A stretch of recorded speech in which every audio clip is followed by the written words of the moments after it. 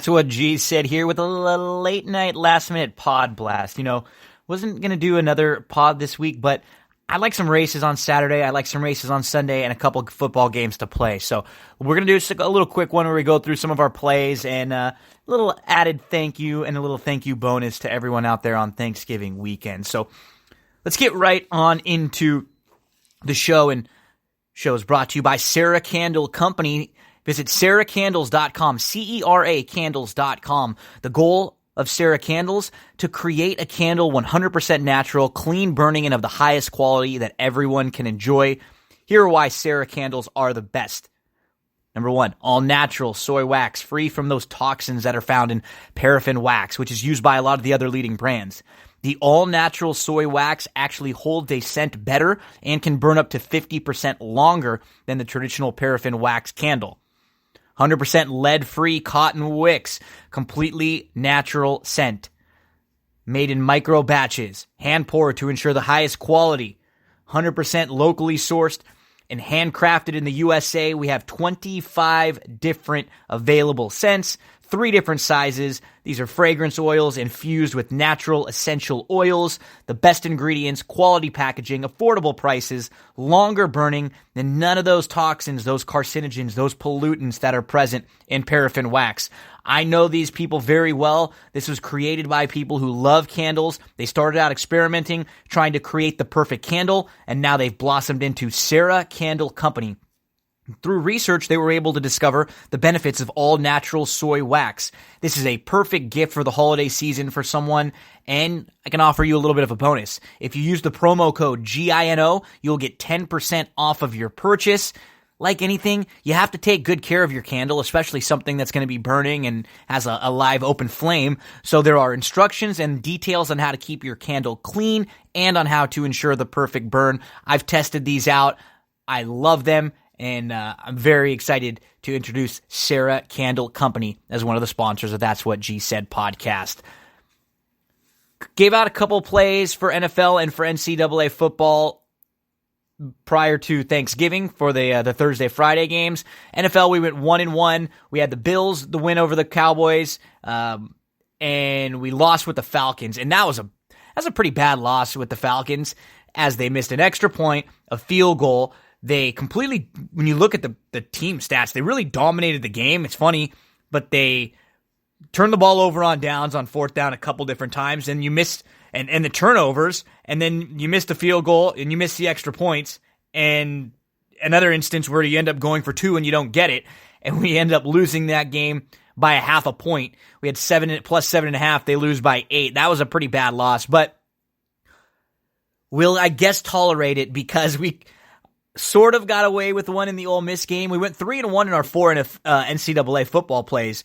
The first win was the Ole Miss, where if you didn't see the way that game ended, it looked like the game was going to be tied. Ole Miss was plus 2.5, but when they scored the what looked to be the tying touchdown, the player who scored the touchdown set up like a dog and pissed on the field, and they got a penalty for unsportsmanlike, 15-yard penalty. It backed up the extra point, and they end up missing the extra point. So instead of going to overtime, Ole Miss loses by 1, which was fine by me because we had them at plus 2.5. If they go to overtime, they could have lost that game by 3, by 7. You never know in college overtime when you go back and forth. So we'll take the win on that one.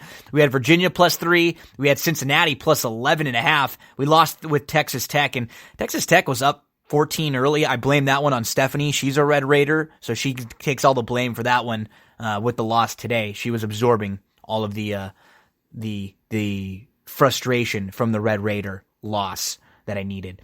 But that helped us get a little back on the win end in the college department. So we're 21-22 now in college and 37-32 in the NFL. 3 NFL plays for you for Sunday. First of all, number 1, the Jags. They're up to plus 3 at home against the Bucs. That's just way too much. Tampa absolutely could win this game. Tampa has a great offense. They can go up and down and score points on anyone, but they really shouldn't be a 3-point favorite on the road against Jacksonville. They shouldn't be much of a favorite on the road against many. I've played Tampa in a couple instances when they've been favored, and like I said, they could win this game. They can go up and down with anyone, but I just don't This has moved way too much. This game was started out as with Jacksonville as a favorite, and then it's gone just a few points in the last couple days. So the Jags at +3, that is way, way too high. The Colts -1. This is a banged up Colts team right now.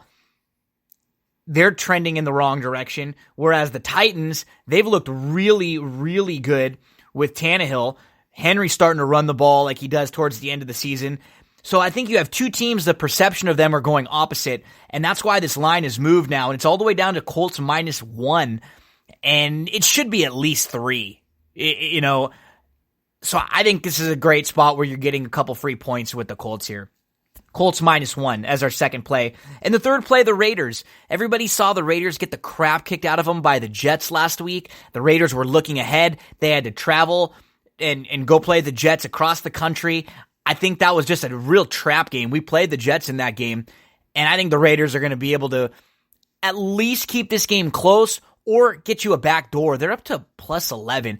Kansas City could be kicking the crap out of the Raiders, and they could score a late garbage touchdown just to help you cover. I just feel like a team that's played pretty well throughout most of the year, they're due a couple poor games here and there, and it just seemed like a real trap game for the Raiders last week. So at +11, we'll take the Raiders. 3 plays, Jags +3, Colts -1, Raiders plus the 11. 3 plays trying to build on that 37-32 season so far. Up next, we'll get through some horse racing plays. Before we do, I want to let you know about another sponsor of That's What G Said podcast, Cindy Carava. Cindy Carava is a full-service realtor, and she can help you out with anything you need in real estate, buying, selling, leasing. Maybe you want to improve your home. She can connect you with vendors, landscapers or gardeners or painters that she personally has used in her own home. If you need help with a loan, she can get you connected with the people that can help get you pre-approved for a home loan. Maybe you're just curious and you're looking for some market analysis. You want to see how much your home is worth. She can help you out with that also. I know Cindy for the last decade. She is one of the nicest, sweetest, most genuine people you will ever meet. She will be completely honest with you, and she will take great, great care of you. She's all over the San Gabriel Valley, parts of North San Diego County. So Del Mar, Solana Beach, Rancho Santa Fe. I always mention Cindy during the horse racing segments because a lot of you know the name, Carava. Her husband is Jack Carava, who's been a mainstay trainer here on the Southern California racing circuit for over 30 years. Great people, and Cindy will do an incredible job for you. So make sure to get in contact with her. CindyCarava.com is the website. You can get all the contact information there. She's also on Facebook, Instagram, YouTube. You can find reviews about her on Yelp or Zillow. The name Carava. You can shoot her an email, cindyc.realtor@gmail.com. Okay, for Saturday, we're just going to rattle through these. We have Saturday plays, Gulfstream, Churchill, Del Mar, and then Sunday at Del Mar. So let's get to Gulfstream first. Past performance is out for Gulfstream, November 30th on Saturday. First race, let's go to the 4, Mystic Sparkle. I think if you get 5-2 or over on this horse, worthy of a win wager, including in all of your exotics. So she's a nice 2-year-old filly who debuted against maiden special weights, was in a little bit too tough. That was back in July. Came back on November the 8th, broke really well, but had to take back from the inside, got shuffled around from the rail, started to move, but was right up onto the heels of a rival, had to wait for room, then angled out in between, never really got a shot to run, was kind of in between horses throughout. I like Mystic Sparkle quite a bit. Anything over 5-2, we're going to make a nice win wager on the 4, Mystic Sparkle, in the opener at Gulfstream Park. Should take a nice step forward. Second start off the bench, second start on the grass, second start going long, and Prado was aboard last time out to get familiar with this gal. Let's go to race number 5 at Gulfstream Park, and we're going to go to the number 7. This is the Buffalo Man Stakes, 6 furlongs, and I like the 7 in here, Iberico. 3 starts back at Gulfstream Park was a winner. That was in July. And then they took a shot over at Saratoga against Much Tougher. And it really wasn't a bad effort. Was actually showing some speed in between horses. Not a bad effort against Better, then drop back. And then last time out, just much the best at Gulfstream Park. And the money's going to come in for Went West. I think the money will come in for Complexifier.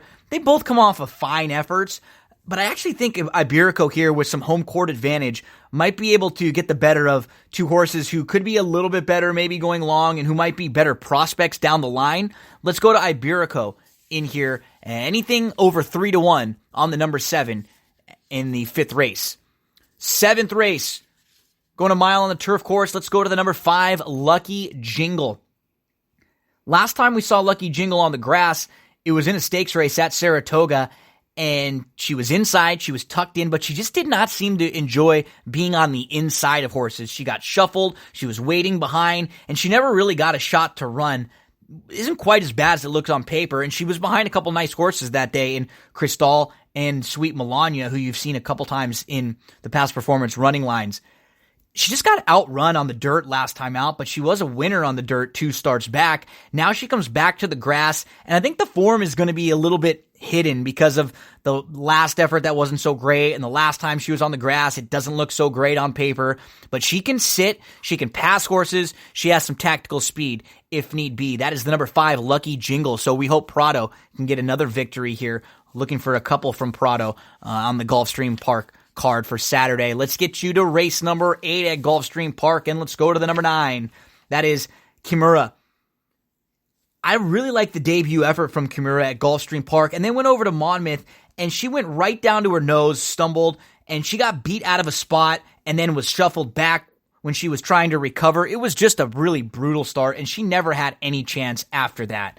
You look at Sound Machine, who's coming off a lackluster effort behind Lucky Jingle, who we talked about, and, Spanish Point will probably take some money. I just don't think there are any monsters in this field. And I think if Kimura comes out running from the outside, absolutely has a shot to steal this race. Let's use the number 9, Kimura, and we'll make a win wager at anything at 6-1 or over on the 9, Kimura. Race number 9, we're going to go to the 1, Irish Mias.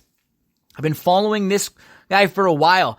His first 2 starts at Saratoga were not bad. Then he stretched out and was able to go long on the grass at Laurel. It was a pretty nice effort. And then last time out, squeezed back at the start, about 7 lengths off on the inside. So I think a little farther back than he would have liked to be. But he was traveling pretty well, and he runs into traffic. He has nowhere to go. Then he has to wait. He has to angle all the way around while the top few have all their momentum built up. I thought it was a really good effort from Irish Mias, and we're going to play the number 1. We'll use in some exotics. We'll play Irish Mias at anything over 5-1. We'll make a win wager on Irish Mias. And then in the 10th race, I think the 4, Fort McHenry, is a very logical favorite. But what's wrong with old Gemmo? I want to call him Gemo. I know it's Gemmo because he's a 2-year-old son of gemologist, but Gemo. I want to say Gemo. He beat Fort McHenry on the square last time out. He got the lead. He looked like he put away Fort McHenry, and then actually Fort McHenry came back on again for a late challenge. And Gemmo has had plenty of time to recover from what was probably a pretty difficult race. There's not a lot of speed in here. I wouldn't be shocked if he's right on the lead again and he's trying to hold off Fort McHenry. So I think if you're playing late exotics, the 3 and the 4 would be the 2 horses I use. And I would play a few bucks to win on Gemmo if we can get 7-2 or over. Anything over 7-2, we'll play a few bucks to win on Gemmo. So Gulfstream Park, keep in mind, not all these horses are going to be the prices that we want. That's why we have a value line. So if they get bet down below the value line, I'm not going to play them to win. Maybe you use them in your exotics or you have a different approach. But you have to be able to have a line. So we look at the 1 in the first race, the number 4, Mystic Sparkle, 5-2 or over, we'll make the win wager. 5th race, the number 7, Iberico, 3-1 or over, we make the win wager. In race number 7, the number 5, Lucky Jingle, 4-1 or over, we make the win wager. 8th race, the number 9, Kimura, 6-1 or over. 9th race, the number 1, Irish Mias, 5-1 or over. And in the 10th race, Gemmo. Make sure to use with Fort McHenry, but we're going to bet Gemmo at 7-2 or over. And we move on to Churchill Downs. And we'll get to Churchill Downs for race number 1. And we'll go to the outside at Churchill Downs with the number 12, Glamour Girl, who was really sitting in a nice spot in 3rd, was tucked inside, was just a couple lengths off, And then he got caught in between horses, got shuffled back, lost a few lengths, lost all the momentum, and was not able to come on again. I think from the outside, you get a slight cutback. I like the fact that she showed a little more tactical speed going long, and Garcia's starting to figure things out there at Churchill Downs. So let's go to the 12, Glamour Girl. Make a win wager on this one at over 5-1, and make sure to use Glamour Girl in all of your exotics. Let's go to race number 4 at Churchill Downs. We're talking Churchill Downs Saturday here. Really good card with 2-year-olds on Saturday at Churchill. The number 5 in race number 4, we're going to go to Flat Toya. You look at Flat Toya's debut, really good, just missed. Then came back on September 13th, stretched out to a mile. And at Churchill, it really was not a bad effort. It was behind a horse named Air of Light, who out of that race tried a grade 1. There were 3 next out winners that day from the September 13th race. And then last time out, broke well from the outside, was able to cross over and got the lead at the top of the lane. She looked like she was a winner. She was 2 lengths clear, and she just hit a wall, got really tired, now cuts back. We know she can pass some horses if need be. I like the one that she ran behind, Turtle Tracks, who we're going to mention a little bit later on. Turtle Tracks won next out, an optional 75 first level allowance. So Flat Toya will be the play and a horse to use in all the exotics. If we can get 5-2, we'll make a win wager on Flat Toya. 5th race at Churchill Downs. Let's go to the 4, Blackberry Wine. 2 starts going long on the grass. They were both pretty darn good. And I like who he has faced in really all of his races. If you look at Another Miracle in the debut, was 3rd in the Breeders' Cup Juvenile Turf Sprint. You see he was 2nd in that race. Irish Mia's, who we had just talked about and we liked earlier. That's a stakes winner. You see Aficionado in career start number 2. That's a next out maiden special weight winner. And then last time out, Hook's a stakes winner. There were a couple next out winners from the debut race. So you're just talking about a horse who's faced really good ones. That last effort, Chapala won the grade 3 gray next out, and the 4th and the 8th finishers from October 6th came back to win maiden special weight races. So those were horses who finished behind Blackberry Wine, who came back to win maiden special weight races. It was a really good start for Blackberry Wine on October the 6th at Keeneland. Was close up, was in between horses, and then kind of got outrun as a big speed horse opened up and kind of pushed Blackberry Wine to about 5 lengths behind, was in 4th. And what happened really was Duke of Carthania got the inside trip. They really battled late. Duke of Carthania got the better of Blackberry Wine, but I think it was more of kind of sneaking inside and getting the better. It was a good ride from Le Peru. So I don't think there's a lot between the two of them. So if you get a little bit better of a price on Blackberry Wine, I think you take it. The number 4, Blackberry Wine, will take anything over 3-1 in that 5th race at Churchill Downs. 6th race at Churchill. Let's go to the 2, Lycan. Most recently, it was a good start. It was at Churchill. It was in a very similar spot. He was right up on the lead from the inside, and then he had to take back and up the lane, but he just never really had a shot to run. He's in between horses. He's got nowhere to go. Looking around, angled off, but got shut off. Just a really unlucky, tough trip for Lycan. And I'm expecting Lycan to get a little, like a lot of these horses, I think will probably get a little money. Again, that's why we set the line down. To me, this doesn't look like a 6-1 shot on paper. He looks more like a 7-2 shot. So if we get 7-2 or over, we'll make a win wager on Lycan. Race number 7 at Churchill. Let's go to the 9 in here. Bayerness, super impressive debut winner. I just loved what she did in her debut. She broke well. She sat, just off the leader. She was on the inside. Then she gets shuffled back. She ends up losing a couple lengths from the inside, angles around 5 wide, took a few strides to get going, and then extremely impressive, striding out nicely. The number 9, Bayerness, in race number 7 at Churchill Downs. Let's make a win wager at over 3-1 and use in all of your exotics. And in race number 9 at Churchill, let's go to the number 2. We mentioned her a bit earlier. That's Turtle Tracks. She's looking for her 3rd win in a row. And I like the fact that she was about, 5 lengths off in the 7th spot. She kept to the inside, and then she angles around with a big, wide move. She had to deal with the riderless horse to her inside. She did not look like a 2-year-old filly. She looked like a very, very mature, older horse who's done this a ton of times.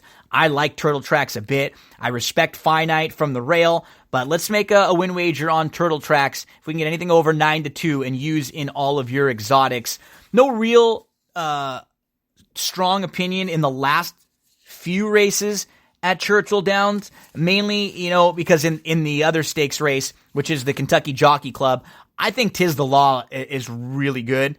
And I love what I've seen from him in his 2 starts. I'm not going to be trying to play against him at 7-5. And then I think if you are looking to beat him, I think the other 2 horses are South Bend or maybe even Enforceable, who can kind of grind and pick up some pieces. So I'm not really telling you anything outside the box. Maybe just include Enforceable in some of your late exotics if you're looking for a little bit of a price. But I'm not trying to beat Tiz the Law there in the 11th at Churchill on Saturday. So Churchill Downs races for Saturday. First race, number 12, Glamour Girl. We'll make a win wager at 5-1 or over. Fourth race, number 5, Flat Toya. Anything over 5-2 is good for us. Fifth race, the number 4, Blackberry Wine. Anything over 3-1 looks good. Sixth race, the number 2, Lycan. Anything over 7-2 looks good. Seventh race, the number 9, Bayerness. Anything over 3-1 looks good. And in the ninth race, the number 2, Turtle Tracks. Anything over the 9-2 looks good on Turtle Tracks in the 9th. Let's go to Del Mar for Saturday, and then we'll get you some Del Mar Sunday. So Saturday 1st, November 30th, get those past performances out. 3 horses to mention. In the 4th race, I was a big fan of this filly last year when she was a 2-year-old, and that's Vibrance. And she's multiple graded stakes place. She was really good last year in the Breeders' Cup Juvenile Fillies. And then she kind of tailed off a little bit at the end of the year. She did not run well in the Starlet, and then she didn't get back to the racetrack until July. Looks like it took her a few starts to get going, but her turf race in July wasn't bad, and she didn't run well on the main track at Del Mar, and then she came back to the grass last out, and I thought she ran really, really well. She was 3 deep, and then 2 deep. She was a couple lengths off mid-pack, but she was chasing a 2-5 shot in lone speed. She ran on well and was a clear-cut second. She has some backlash. She should be able to save all the ground from the rail. I don't think there are any monsters in here or anyone to be really terrified of. So I think the one, Vibrance, worthy of a nice win wager, and anything over 6-1, make sure to include in your exotics. Let's get you to race number 8 at Del Mar on Saturday. And the 8th race is the Grade 1 Hollywood Derby.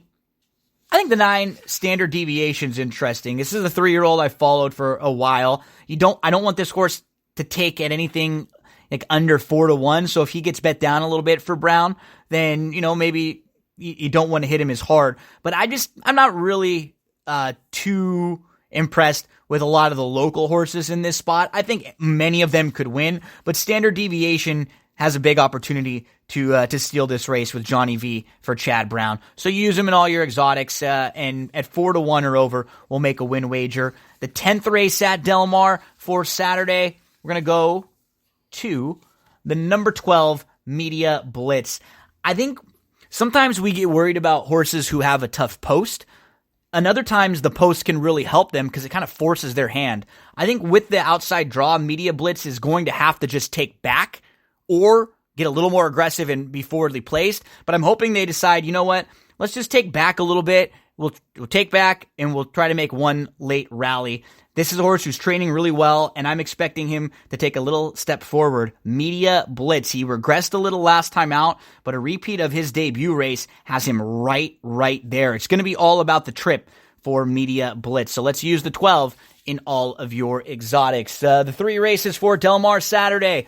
The 4th race, the number 1, Vibrance. Anything around 6-1 or so, we'll make a win wager. The 8th race, the number 9, Standard Deviation, 4-1. We'll use and we'll make a win wager. And in the 10th race, the number 12, Media Blitz. This one, anything around 8-1 or so, we'll make a win wager. But I wouldn't be shocked if that one gets played a little also. Okay, let's go to Del Mar for Sunday. So this is closing day at Del Mar, December the 1st. In race number 1, we're going to go right to the 8, Farquhar. It's a horse who's been like knocking on the door for quite some time. And I like horses like this who take a while to get their first victory, and then they come right back in a field. I don't think this is the toughest field in the world. Look at who Farquhar has faced. Behind a horse named Never Easy, who came back to win a first level allowance next out. Behind a horse named Mo Forza, who won the Twilight Derby next out, the Grade 2 Twilight Derby. Was a field where there were 3 next out winners on September the 29th. I like that he was never your beaten favorite in a lot of these races too. It wasn't like he was in spots where he was supposed to win. He was in races that have come back very productive. As you can see, lots of next out winners. Farquhar, using your early pick 5. If we can get over 10-1, we'll make a win wager on the 8. This is on Sunday at Del Mar. Let's move to race number 3. I'd be surprised if the 1 Hit the Road doesn't get bet down a little bit in here. He had a no-shot kind of trip in the Breeders' Cup just based on his post. He actually ran pretty well. He was 3 deep, and he was in between horses, and he angled out and around. He just was a little flat late. He got DQ'd in that race, but I thought he actually ran pretty well. And this will be a nice spot for him to come back to save ground in here. Hit the Road. I think this is a single in like your early pick 5. If I can get over 5-2, we'll make a win wager. But to me, he's a horse to kind of single, and maybe we get some separation in the early pick 5 in this third race with the single of the 1 Hit the Road. 5th race, a lot of people could be singling with United in here. This is the Hollywood Turf Cup. I really wouldn't talk you off singling United. I just want to mention the 2 Brown Storm a little bit in here as a price play to include. United should be really, really tough in the Hollywood Turf Cup. Let's go to race number 7. This is the Matriarch, and I think Toinette is very well spotted. It was a beautiful win for her last time out, sitting a nice trip, and the mile is the key. She's just not as good going a mile and an eighth, a mile and a quarter. She's fine at a mile and a 16th, and you'll notice if you toss the mile and an eighth, you toss the mile and a quarter, you're left with a string of just incredible races from Toinette. To me, going longer, I would lean to, Got Stormy's fine at a mile also. She's obviously just came up short in the Breeders' Cup mile, and I have no knocks for her. But I think Toinette is primed and ready for this. This is a race that she's been pointing towards. She was not in the Breeders' Cup when you see, someone like Got Stormy was. Significant form is going to take some action. But Toinette, to me, I'll take her over Juliet Foxtrot. I'll take her over Got Stormy. And if we can get 3-1 on Toinette, that's going to be a nice win wager. And maybe a horse in some of your late exotics to key in, kind of build your exotics around. At least I'm going to do that. And then in race number 10, I really, really like the 11 in here. I give up at 6-1. We'll make a win wager on this one. Anything over that. Was in tight, had to take back a bit, lost a length, and then got kind of forced down to the rail, was shuffled back again, lost a couple more lengths, was actually shuffled all the way back to dead last, was 9 lengths off, angles around, takes back to the inside, angles in between. It sounds like an eventful trip. It was. And then still running on very well down towards the inside. I give up. Let's close out the meet at Del Mar with a nice price winner. I give up. If we can get over 6-1, anything around 6-1, we'll make a win wager. So for Sunday at Del Mar, the first race, the number 8, Farquhar, using your pick 5, anything around 10-1. Third race, the number 1, Hit the Road, 5-2 is the line for us there. Maybe a pick 5 single. Fifth race, the number 10, United will be really tough, and we'll spice them up with the price of the number 2 in there. Seventh race, the number 5, Toinette, maybe a horse to build some of your late exotics around. We'll make a win wager at 3-1. And in the 10th race, the number 11, I give up. At anything over 6-1 will be a win wager for us there. Folks, hope you have a great holiday weekend. We wanted to just give you a little extra something here. So best of luck, and hopefully we can steer you in the right direction a few times. Remember, going on over to iTunes, SoundCloud, YouTube, Google Podcasts, TuneIn, anywhere you get your podcast, and to subscribe to That's What G Said. Have a nice evening.